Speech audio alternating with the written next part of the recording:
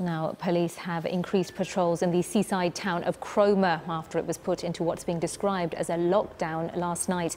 Local pubs and venues shut down amid a wave of thefts and so-called antisocial behaviour. Police say large groups of visitors had also refused to leave multiple establishments. Well, our reporter Katerina Vittozzi joins us live now from Cromer. And Katerina, what is the latest on the situation there?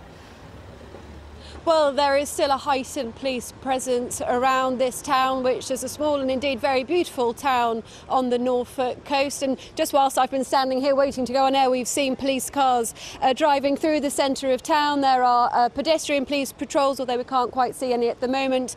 And things are actually looking fairly busy, although we're told that it is quieter than it would normally be on a sunny Sunday. This is a town which draws lots of tourists and, of course, lots of residents who want to come out and enjoy a bit of sun and some of this fresh seaside air.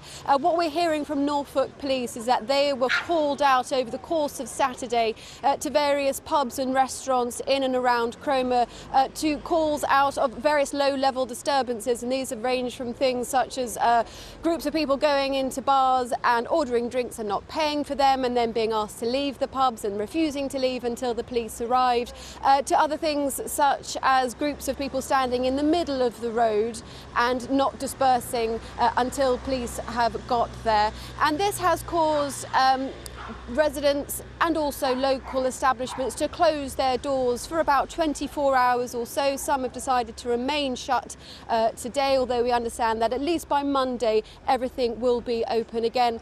To discuss a little bit more about this, I'm joined by Norman Lamb, who is the local Member of Parliament for this area. Mr Lamb, from what you've been hearing, what exactly is the feeling in Cromer now?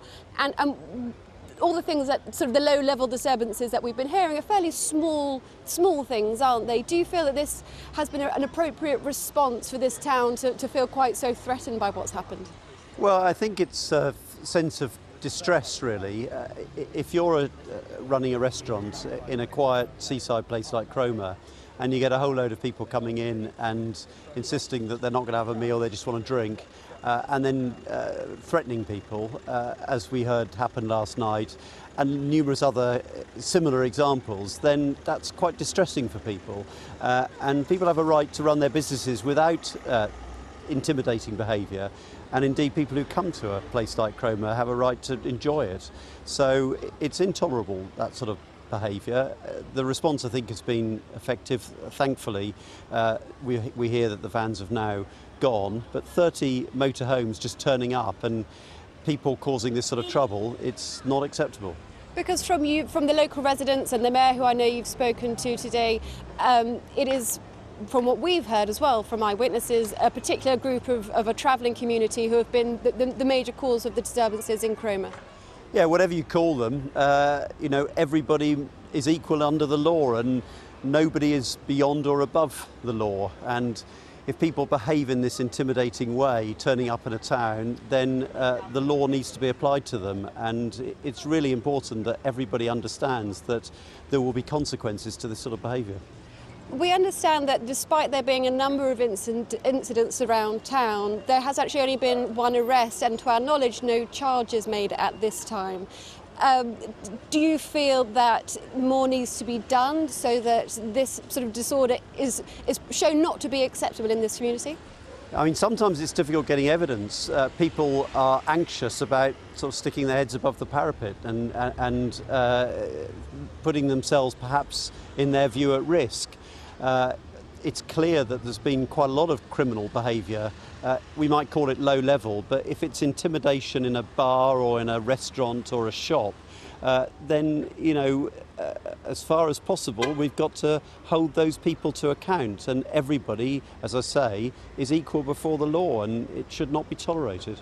This is a bustling seaside town that relies on the tourist trade. What do you think the likely impact of the last 24 hours is going to be? Well, the economic impact will be significant. A lot of businesses, a lot of bars, pubs decided to close yesterday and today. This is absolute prime time for them, and on a sunny Sunday they're expecting, you know, bumper trade, and to lose that is very damaging. And I've heard of shops who have young people serving in there. They're worried about their safety. This is just not acceptable, and we want to be able to enjoy a wonderful town like Cromer, and for people to feel completely safe coming here. And so, I want everything done possible to make sure that this never happens again here.